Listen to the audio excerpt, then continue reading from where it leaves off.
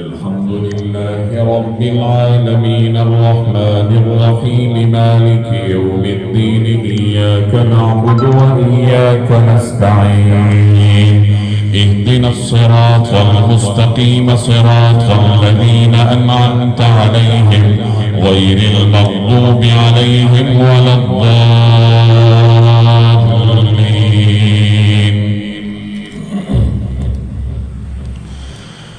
إن الذين كذبوا بآياتنا واستكبروا عنها لا تفتح لهم أبواب السماء ولا يدخلون الجنة حتى يلج الجمل في سم الخياط وكذلك نجزي المجرمين. لهم من جهنم مهاد ومن فوقهم غواش وكذلك نجزي الظالمين. والذين آمنوا وعملوا الصالحات لا نكلف نفسا إلا وسعها أولئك أصحاب الجنة هم فيها خالدون.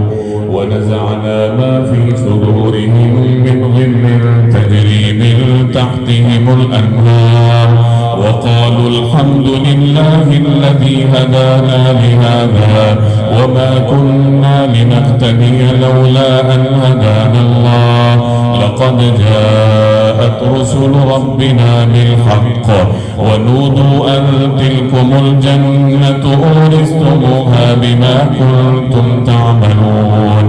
ونادى أصحاب الجنة أصحاب النار أن قد وجدنا ما وعدنا ربنا حقا فهل وجدتم ما وعد ربكم حقا؟ قالوا نعم. فأذن مؤذن بينهم اللعنة الله على الظالمين الذين يصدون عن سبيل الله ويبغونها عوجا وهم بالآخرة كافرون وبينهما حجاب. وعلى الأعراف رجال يعرفون كلا بسيماهم ونادوا أصحاب الجنة أن سلام عليكم لم يدخلوها وهم يطمعون. وإذا صرفت أبصارهم تلقاء أصحاب النار قالوا ربنا لا تجعلنا مع القوم الظالمين. ونادى أصحاب الأعراف رجالا يعرفونهم بسيماهم قالوا ما أغنى عنكم جمعكم وما كنتم تستكبرون أهؤلاء الذين أقسمتم لا ينالهم الله برحمة ادخلوا الجنة لا خوف عليكم ولا أنتم تحزنون. ونادى أصحاب النار أصحاب الجنة أن أفيضوا علينا من الماء أو مما رزقكم الله قالوا إن الله حرمهما على الكافرين الذين اتخذوا دينهم لهوا ولعبا وغرتهم الحياة الدنيا فاليوم ننساهم كما نسوا لقاء يومهم هذا وما كانوا بآياتنا يجحدون. ولقد جئناهم بكتاب فصلناه على علم هدى ورحمة لقوم يؤمنون. هل ينظرون إلا تأويله يوم يأتي تأويله يقول الذين نسوه من قبل قد جاءت رسل ربنا بالحق فهل لنا من شفعاء فيشفعوا لنا أو نرد فنعمل غير الذي كنا نعمل قد خسروا أنفسهم وضل عنهم ما كانوا يفترون. إن ربكم الله الذي خلق السماوات والأرض في 6 أيام ثم استوى على العرش يغشي الليل النهار يطلبه حثيثا والشمس والقمر والنجوم مسخرات بأمره ألا له الخلق والأمر تبارك الله رب العالمين. ادعوا ربكم تضرعا وخفية إنه لا يحب المعتدين ولا تفسدوا في الأرض بعد إصلاحها وادعوه خوفا وطمعا إن رحمة الله قريب من المحسنين وهو الذي يرسل الرياح بشرا بين يدي رحمته حتى إذا أقلت سحابا ثقالا سقناه لبلد ميت فأنزلنا به الماء فأخرجنا به من كل الثمرات كذلك نخرج الموتى لعلكم تذكرون والبلد الطيب يخرج نباته بإذن ربه والذي خبث لا يخرج إلا نكدا كذلك نصرف الآيات لقوم يشكرون لقد أرسلنا نوحا إلى قومه فقال يا قوم اعبدوا الله ما لكم من إله غيره إني أخاف عليكم عذاب يوم عظيم قال الملأ من قومه إنا لنراك في ضلال مبين قال يا قوم ليس بي ضلالة ولكني رسول من رب العالمين أبلغكم رسالات ربي وأنصح لكم وأعلم من الله ما لا تعلمون أوعجبتم أن جاءكم ذكر من ربكم على رجل منكم لينذركم ولتتقوا ولعلكم ترحمون فكذبوه فأنجيناه والذين معه في الفلك وأغرقنا الذين كذبوا بآياتنا إنهم كانوا قوما عمين وإلى عاد أخاهم هودا قال يا قوم اعبدوا الله ما لكم من إله غيره أفلا تتقون قال الملأ الذين كفروا من قومه إنا لنراك في سفاهة وإنا لنظنك من الكاذبين قال يا قوم ليس بي سفاهة ولكني رسول من رب العالمين أبلغكم رسالات ربي وأنا لكم ناصح أمين أوعجبتم أن جاءكم ذكر من ربكم على رجل منكم لينذركم واذكروا إذ جعلكم خلفاء من بعد قوم نوح وزادكم في الخلق بسطة فاذكروا آلاء الله لعلكم تفلحون قالوا أجئتنا لنعبد الله وحده ونذر ما كان يعبد آباؤنا فأتنا بما تعدنا إن كنت من الصادقين قال قد وقع عليكم من ربكم رجس وغضب أتجادلونني في أسماء سميتموها أنتم وآباؤكم ما نزل الله بها من سلطان فانتظروا إني معكم من المنتظرين فأنجيناه والذين معه برحمة منا وقطعنا دابر الذين كذبوا بآياتنا وما كانوا مؤمنين وإلى ثمود أخاهم صالحا قال يا قوم اعبدوا الله ما لكم من إله غيره قد جاءتكم بينة من ربكم هذه ناقة الله لكم آية فذروها تأكل في أرض الله ولا تمسوها بسوء فيأخذكم عذاب أليم واذكروا إذ جعلكم خلفاء من بعد عاد وبوأكم في الأرض تتخذون من سهولها قصورا وتنحتون الجبال بيوتا فاذكروا آلاء الله ولا تعثوا في الأرض مفسدين قال الملأ الذين استكبروا من قومه للذين استضعفوا لمن آمن منهم أتعلمون أن صالحا مرسل من ربه قالوا إنا بما أرسل به مؤمنون قال الذين استكبروا إنا بالذي آمنتم به كافرون فعقروا الناقة وعتوا عن أمر ربهم وقالوا يا صالح ائتنا بما تعدنا إن كنت من المرسلين فأخذتهم الرجفة فأصبحوا في دارهم جاثمين فتولى عنهم وقال يا قوم لقد أبلغتكم رسالة ربي ونصحت لكم ولكن لا تحبون الناصحين ولوطا إذ قال لقومه أتأتون الفاحشة ما سبقكم بها من أحد من العالمين إنكم لتأتون الرجال شهوة من دون النساء بل أنتم قوم مسرفون وما كان جواب قومه إلا أن قالوا أخرجوهم من قريتكم إنهم أناس يتطهرون فأنجيناه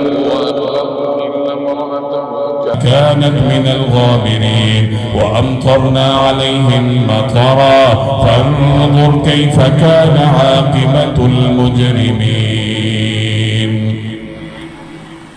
وإلى مدين أخاهم شعيبا قال يا قوم اعبدوا الله ما لكم من إله غيره قد جاءتكم بينة من ربكم فأوفوا الكيل والميزان ولا تبخسوا الناس أشياءهم ولا تفسدوا في الأرض بعد إصلاحها ذلكم خير لكم إن كنتم مؤمنين ولا تقعدوا بكل صراط توعدون وتصدون عن سبيل الله من آمن به وتبغونها عوجا واذكروا إذ كنتم قليلا فكثركم وانظروا كيف كان عاقبة المفسدين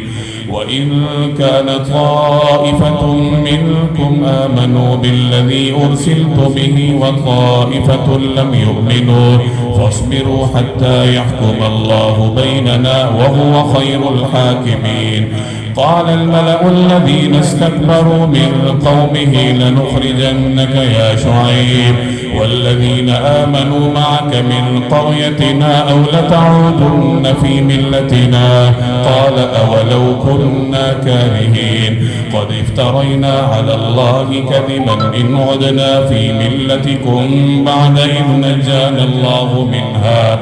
وما يكون لنا أن نعود فيها إلا أن يشاء الله ربنا وسع ربنا كل شيء علما على الله توكلنا ربنا افتح بيننا وبين قومنا بالحق وأنت خير الفاتحين وقال الملأ الذين كفروا من قومه لئن اتبعتم شعيبا إنكم إذا لخاسرون فأخذتهم الرجفة فأصبحوا في دارهم جاثمين الذين كذبوا شعيبا كأن لم يغنوا فيها الذين كذبوا شعيبا كانوا هم الخاسرين فتولى عنهم وقال يا قوم لقد أبلغتكم رسالات ربي ونصحت لكم فكيف آسى على قوم كافرين وما أرسلنا في قرية من نبي إلا أخذنا أهلها بالبأساء والضراء لعلهم يضرعون ثم بدلنا مكان السيئة الحسنة حتى عفوا وقالوا قد مس آباءنا الضراء والسراء فأخذناهم بغتة وهم لا يشعرون ولو أن أهل القرى آمنوا واتقوا لفتحنا عليهم بركات من السماء والأرض ولو أن أهل القرى آمنوا واتقوا لفتحنا عليهم بركات من السماء والأرض ولكن كذبوا فأخذناهم بما كانوا يكسبون. أفأمن أهل القرى أن يأتيهم بأسنا بياتا وهم نائمون أوأمن أهل القرى أن يأتيهم بأسنا ضحى وهم يلعبون. أفأمنوا مكر الله فلا يأمن مكر الله إلا القوم الخاسرون. أولم يهد للذين يرثون الأرض من بعد أهلها أن لو نشاء أصبناهم بذنوبهم ونطبع على قلوبهم فهم لا يسمعون. تلك القرى نقص عليك من أنبائها ولقد جاءتهم رسلهم بالبينات فما كانوا ليؤمنوا بما كذبوا من قبل كذلك يطبع الله على قلوب الكافرين. وما وجدنا لأكثرهم من عهد وإن وجدنا أكثرهم لفاسقين. ثم بعثنا من بعدهم موسى بآياتنا إلى فرعون وملئه فظلموا بها فانظر كيف كان عاقبة المفسدين. وقال موسى يا فرعون إني رسول من رب العالمين حقيق على ألا أقول على الله إلا الحق قد جئتكم ببينة من ربكم فأرسل معي بني إسرائيل.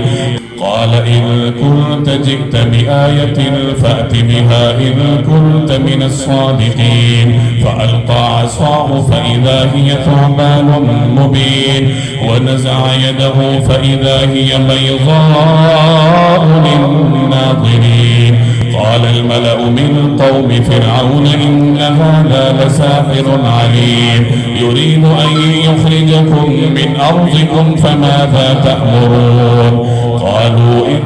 يريد أن يخرجكم من أرضكم فماذا تأمرون. قالوا أرجه وأخاه وأرسل في المدائن حاشرين يأتوك بكل ساحر عليم. وجاء السحرة فرعون قالوا إن لنا لأجرا إن كنا نحن الغالبين. قال نعم وإنكم لمن المقربين. قالوا يا موسى إما أن تلقي وإما أن نكون نحن الملقين. قال ألقوا فلما ألقوا سحروا أعين الناس واسترهبوهم وجاءوا بسحر عظيم.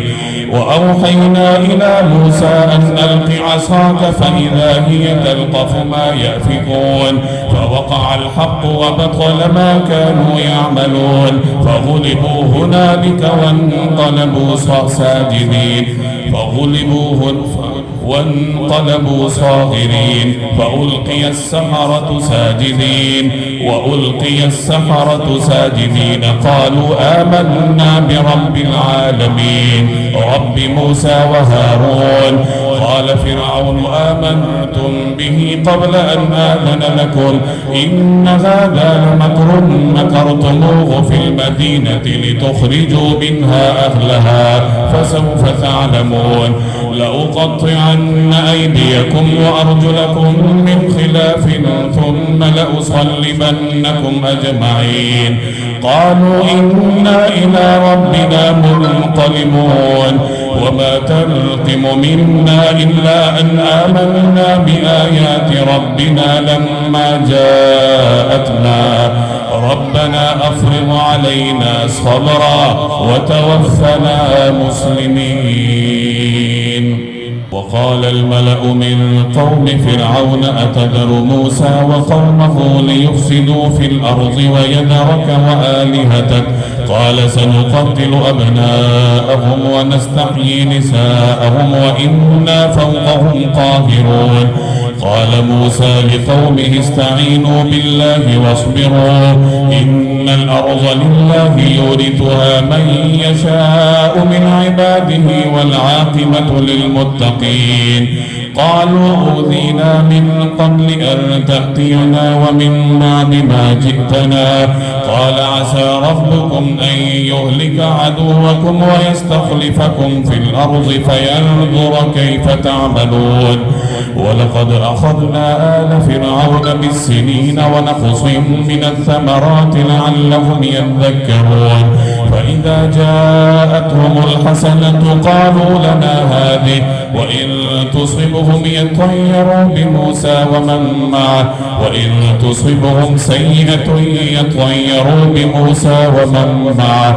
ألا إنما طائرهم عند الله ولكن أكثرهم لا يعلمون وقالوا مهما تأتنا به من آية لتسحرنا بها فما نحن لك بمؤمنين فأرسلنا عليهم الطوفان والجراد والقمل والضفادع والدم آيات مفصلات فاستكبروا وكانوا قوما مجرمين ولما وقع عليهم الرجز قالوا يا موسى ادع لنا ربك بما عهد عندك لئن كشفت عنا الرجز لنؤمنن لك ولنرسلن معك بني إسرائيل فلما كشفنا عنهم الرجز إلى أجل هم بالغوه إذا هم ينكثون فانتقمنا منهم فأغرقناهم في اليم بأنهم كذبوا بآياتنا وكانوا عنها غافلين وأورثنا القوم الذين كانوا يستضعفون مشارق الأرض ومغاربها التي باركنا فيها وتمت كلمة ربك الحسنى على بني إسرائيل بما صبروا ودمرنا ما كان يصنع فرعون وقومه وما كانوا يعرشون وجاوزنا ببني إسرائيل البحر فأتوا على قوم يعكفون على أصنام لهم قالوا يا موسى اجعل لنا إلها كما لهم آلهة قال إنكم قوم تجهلون إن هؤلاء متبر ما هم فيه وباطل ما كانوا يعملون قال أغير الله أبغيكم إلها وهو فضلكم على العالمين وإذ أنجيناكم من آل فرعون يسومونكم سوء العذاب يقتلون أبناءكم ويستحيون نساءكم وفي ذلكم بلاء من ربكم عظيم وواعدنا موسى 30 ليلة وأتممناها ب10 فتم ميقات ربه 40 ليلة وقال موسى لأخيه هارون اخلفني في قومي وأصلح ولا تتبع سبيل المفسدين ولما جاء موسى لميقاتنا وكلمه ربه قال رب أرني أنظر إليك قال لن تراني ولكن انظر إلى الجبل فإن استقر مكانه فسوف تراني فلما تجلى ربه للجبل جعله دكا وخر موسى صعقا فلما أفاق قال سبحانك تبت إليك وأنا أول المؤمنين قال يا موسى إني اصطفيتك على الناس برسالاتي وبكلامي فخذ ما آتيتك وكن من الشاكرين وكتبنا له في الألواح من كل شيء موعظة وتفصيلا لكل شيء فخذها بقوة وأمر قومك يأخذوا بأحسنها سأريكم دار الفاسقين سأصرف عن آياتي الذين يتكبرون في الأرض بغير الحق وإن يروا كل آية لا يؤمنوا بها وإن يروا سبيل الرشد لا يتخذوه سبيلا وإن يروا سبيل الغي يتخذوه سبيلا ذلك بأنهم كذبوا بآياتنا وكانوا عنها غافلين والذين كذبوا بآياتنا ولقاء الآخرة حبطت أعمالهم هل يجزون إلا ما كانوا يعملون واتخذ قوم موسى من بعده من حليهم عجلا جسدا له خوار ألم يروا أنه لا يكلمهم ولا يهديهم سبيلا اتخذوه وكانوا ظالمين ولما سقط في أيديهم ورأوا أنهم قد ضلوا قالوا لئن لم يرحمنا ربنا ويغفر لنا لنكونن من الخاسرين ولما رجع موسى إلى قومه غضبان أسفا قال بئس ما خلفتموني من بعدي أعجلتم أمر ربكم وألقى الألواح وأخذ برأس أخيه يجره إليه قال ابن أم إن القوم استضعفوني وكادوا يقتلونني فلا تشمت بي الأعداء ولا تجعلني مع القوم الظالمين قال رب اغفر لي ولأخي وأدخلنا في رحمتك وأنت أرحم الراحمين إن الذين اتخذوا العجل سينالهم غضب من ربهم وذلة في الحياة الدنيا وكذلك نجزي المفترين والذين عملوا السيئات ثم تابوا من بعدها وآمنوا إن ربك من بعدها لغفور رحيم ولما سكت عن موسى الغضب أخذ الألواح وفي نسختها هدى ورحمة للذين هم لربهم يرهبون واختار موسى قومه 70 رجلا لميقاتنا فلما أخذتهم الرجفة قال رب لو شئت أهلكتهم من قبل وإياي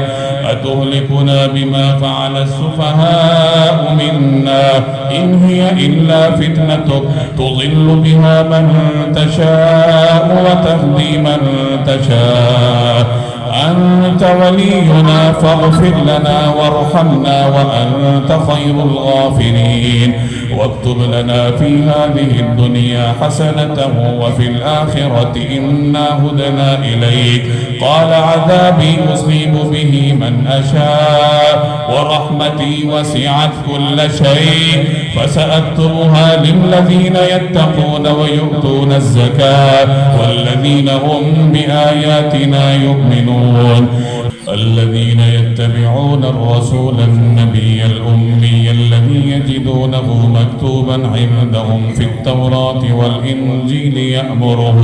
يأمرهم بالمعروف وينهاهم عن المنكر ويحل لهم الطيبات ويحرم عليهم الخبائث ويضع عنهم إصرهم والأغلال التي كانت عليهم فالذين آمنوا به وعزروه ونصروه واتبعوا النور الذي أنزل معه أولئك هم المفلحون قل يا أيها الناس إني رسول الله إليكم جميعا الذي له ملك السماوات والأرض لا إله إلا هو يحيي ويميت فآمنوا بالله ورسوله النبي الأمي الذي يؤمن بالله وكلماته واتبعوه لعلكم تهتدون ومن قوم موسى أمة يهدون بالحق وبه يعدلون وقطعناهم 12 أسباطا أمما وأوحينا إلى موسى إذ استسقاه قومه أن اضرب بعصاك الحجر فانبجست منه 12 عينا قد علم كل أناس مشربهم وظللنا عليهم الغمام وأنزلنا عليهم المن والسلوى كلوا من طيبات ما رزقناكم وما ظلمونا ولكن كانوا أنفسهم يظلمون وإذ قيل لهم اسكنوا هذه القرية وكلوا منها حيث شئتم وقولوا حطة وادخلوا الباب سجدا نغفر لكم خطيئاتكم سنزيد المحسنين فبدل الذين ظلموا منهم قولا غير الذي قيل لهم فأرسلنا عليهم رجزا من السماء بما كانوا يظلمون